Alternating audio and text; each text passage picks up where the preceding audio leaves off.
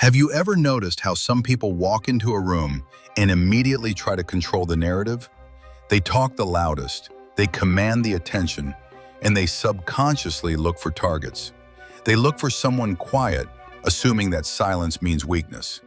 But when they try to play their games with you, they hit a solid brick wall. Why? Because you are not just sitting there quietly, you are reading them like an open book. Welcome back to the Ego Blueprint. Today we are going to dive deep into the psychology of why the silent observer is a manipulator's absolute worst nightmare. Most people operate on autopilot. They react to compliments, they get defensive when criticized, and they easily fall into emotional traps. Manipulators rely on this. They use charm, guilt-tripping, and subtle gaslighting to pull strings. But their entire playbook falls apart when they encounter someone who simply watches without reacting.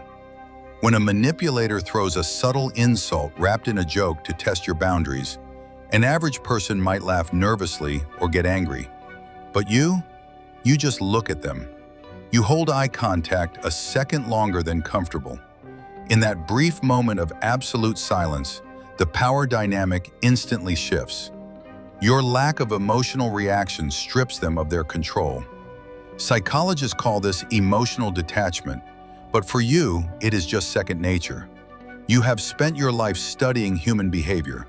You have analyzed microexpressions, shifts in body language, and the exact tone of voice people use when they are lying. So when someone approaches you with a hidden agenda, their fake smile doesn't fool you. You can literally sense the inauthenticity radiating off them. But the real reason manipulators fear you goes even deeper. It is because your silence forces them to face their own insecurities. Manipulators project a false image to hide a fragile ego. They need constant validation and emotional reactions to feel powerful. When you deny them that reaction, their mask starts to crack.